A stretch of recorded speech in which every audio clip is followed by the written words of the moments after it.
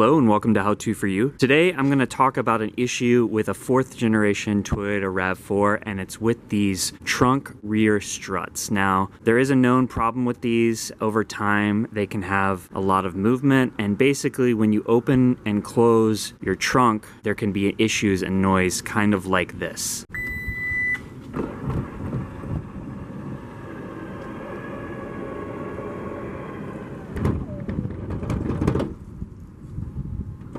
So as you just heard there, what happens is over time, a lot of people will pull or push on these trunks. And what that does is it actually ends up binding this strut. Now this strut is also a motor, and so it'll put the angle of the trunk off. And so it creates more pressure, and the one on the right side is more likely to get damaged. So I want to talk about a few things before I get into how to replacing it. But first thing is, these are extremely expensive. They're, for a set of 2, not just one, about $1,000. But before you look into getting some, first check to see if your car actually has a warranty, because some warranties will actually cover that work. Unfortunately, mine did not, so I had to pay out of pocket for this. The other thing too is I would never ever recommend getting anything other than OEM. Only get original ones, because they are going to last and they're going to work right. I would not recommend getting anything other than the OEM ones. So again, check to make sure, again, it's under warranty, and get the original ones. I can definitely put a link in the description on where you can get them. But yeah, you're basically just going to want to make sure that after you install these 2, you only press the button. So this is a known cause because people will often pull and push on these. So just always make sure after you put the new pieces on that you only press the button and you never push and pull. But let's go ahead and get started, and I'll show you how to install these.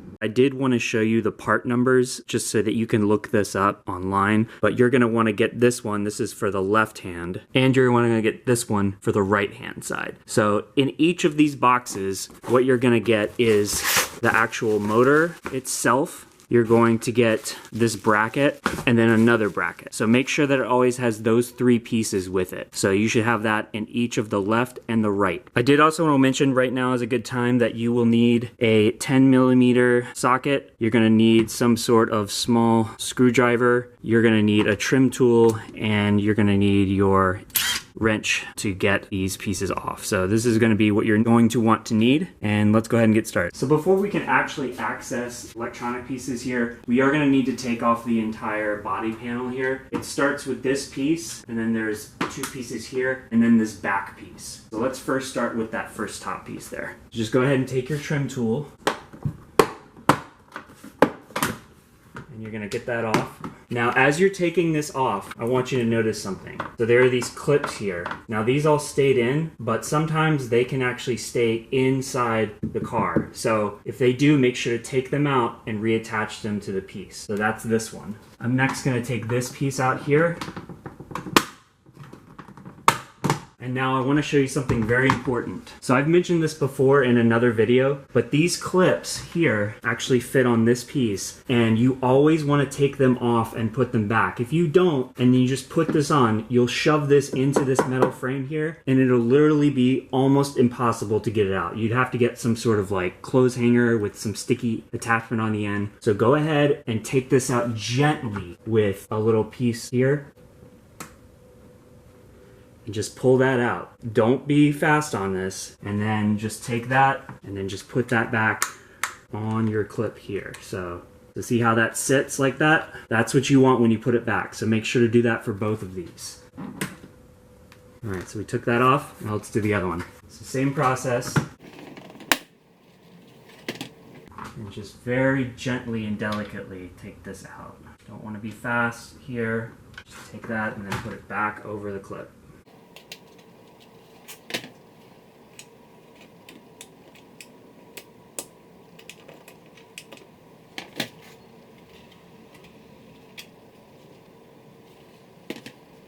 All right, now let's move on to the other one. So you'll need to take this big body panel piece off here, and usually you can just grab it here and just start pulling. And I did want to mention something. I do have aftermarket light here, so as I'm pulling this, I'm going to detach this here just so that I don't rip that. Now, I also saw a clip come off, and I'll talk to you about that in a second, but just slowly start making this happen here. pull this out. And this is my clip that fell off. So here are all the clips. Now I did have one that's stuck behind, so I'm gonna go ahead and find that and reattach this one here. So I've reattached that one, but there's one missing over here. These clips do have a tendency of staying behind, and you can get a trim tool remover to get it off. But you do want to make sure that you pop these out because you don't want them to be in there when you put it back on. You want it to be all in one piece. So next what we need to do is we need to disconnect 2 wires. So on each side, there's gonna be 2. There's gonna be the ones for the touch sensor. So in case the gate closes and it hits anything, it opens or it stops the gate from closing. And then there's the actual motor itself. So these are just gonna be simply you unpull them. You're gonna do one there, and then you're gonna do one, just undo that. And then you're gonna have these wires here. If you're having trouble with these, you just wanna push this part and pull it. So these are a little bit stiffer, but you'll get it eventually. You're gonna have 4 bolts for the sensor because you gotta take off the sensor harness first. There's one here, there's gonna be one under there, and then there's gonna be one there. And then you're gonna have these 3 clips. There's one there, and I believe there's one more.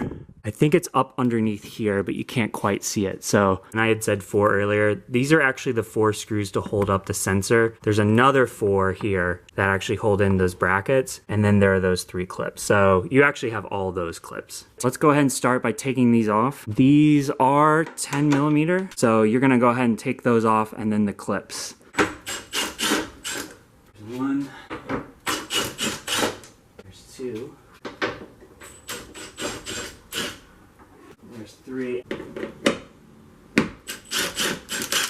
I'll go ahead and see if I can get the clips off at least for now and then just adjust as I'm going. You got these clips, and just do be careful if you're using metal. So after you get those clips off, you're going to want to take this and you're going to feed it through here. You're going to want to set that aside.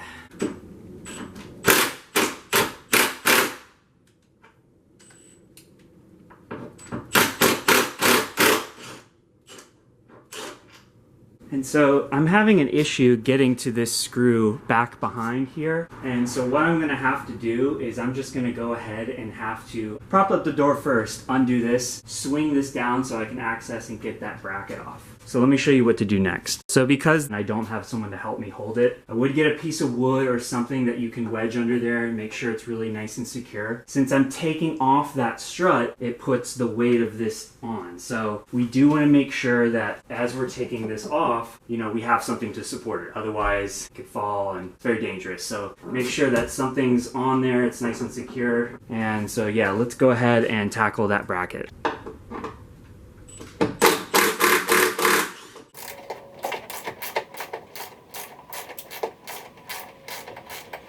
Alright, so now the weight is down on this. I took that bracket off. And now I can get to this piece here. So that was really tricky, but I'll go ahead and take that off. And so this is all one piece, right? You do have these clips here, and you're going to want to just feed this out. Gently pull this piece out here. And again, this bracket here is attached as well as this. These don't come off. They stay as one piece. So try to get this off here. Alright, and that just came off like that. So I don't know if you can see this, but it is really dirty in here. So this would be a good time to now come in, clean up the whole area, and then yeah, basically just get it ready for the new one. Again, good opportunity. Just gonna take some cleaner here.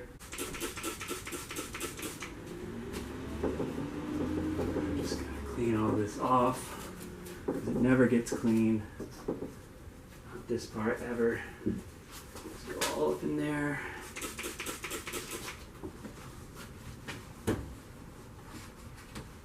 Give it a good wipe.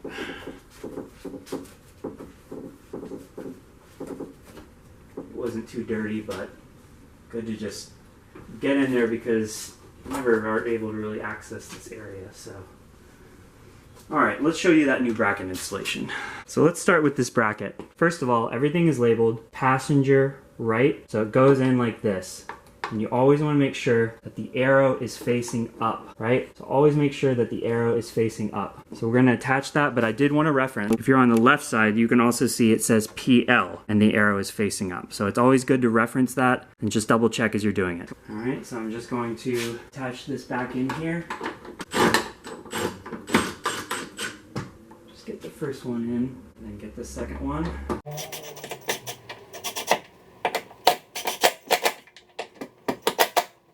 So again, as we're checking the old one, here's the orientation of how it worked, right? This bracket here, the bump stop or this plastic piece was at the top and the arrow that says R went down. So we want to make sure it's in this orientation. Just taking these bolts again. Let's get that one in there and this one in here.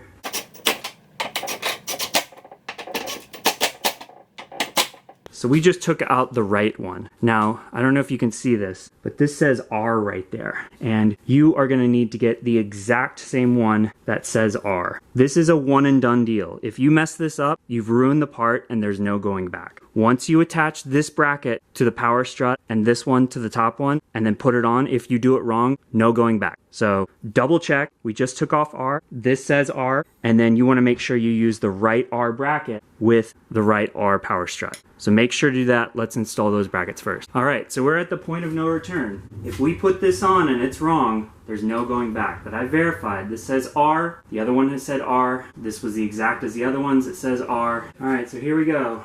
I'm gonna put this in here. Now it's in, and you're gonna have to lift up the gate a little bit. And you push this clip in there, and this clip in there, and we're gonna feed that power cable back through. I'm not gonna hook it in just yet. I did just wanna show you the difference of the old to the new. So see that? That's the new one. The old one, it just has so much play. It's just really bad, and the right side was even worse. So now we're just gonna put this sensor back on, and it does help with those clips. So take your clips, and a good way to find out where it goes is just after you've threaded through that cable, so you wanna do that first. You find like one clip and go around this notch here. So here's one clip. Man, these are pretty tough. So I actually just might put on a screw for the meantime. Put my clips back in. There's one, there's two, and there's three. So let's put the rest of these in there.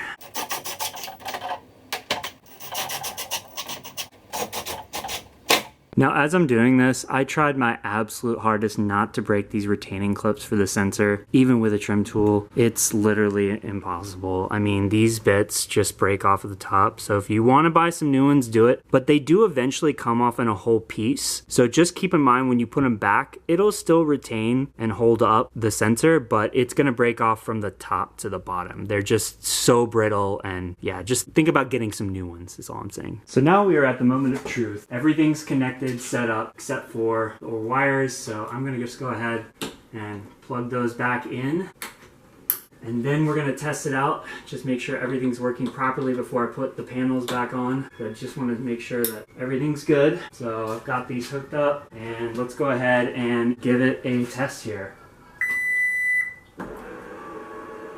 I'll go ahead and test it a few more times just to make sure.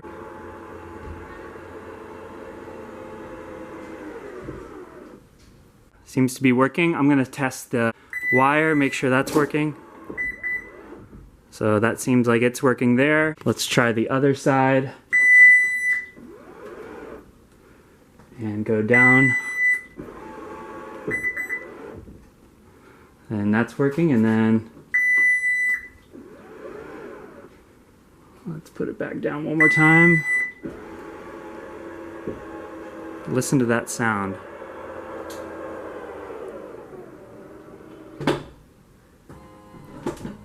Beautiful. No more terrible grinding. Before putting in this first panel piece, these are notorious for popping off, so I'm just going to make sure that they're kind of pressed back and that they're not just going to fly off when I push them in. I went over this one more time, and there was one more piece sitting there. So always double check. I'm going to go ahead and take that off and then reattach it. So yeah, always double checking before you put this back on. You have every single piece of plastic on there. I was missing one, and thankfully I saw it. And I would also recommend, getting using that trim tool tab remover, I had a specific like trim tool one, but you need that one too that has like the V shape that you can get in there and apply it off, because that just makes it a lot better. But I'm also thinking too, because this is such a specific wire, why don't I run this back here?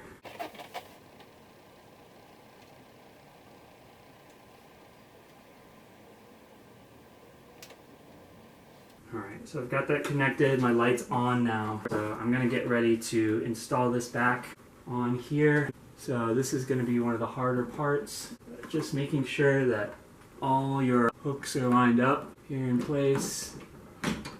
So if you're good, you should be able to pop it in there.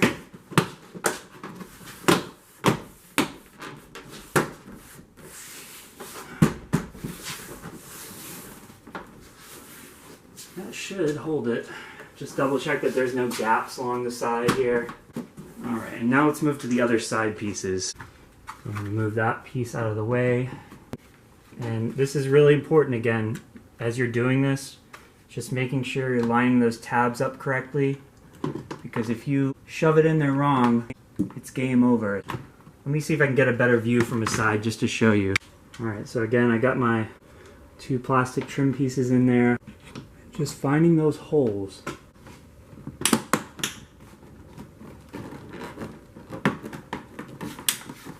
Double checking I got my 2 pieces on there, and I'm lining this up correctly.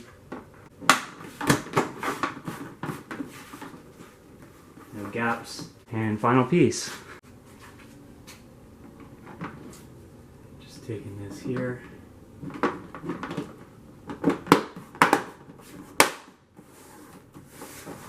There you go.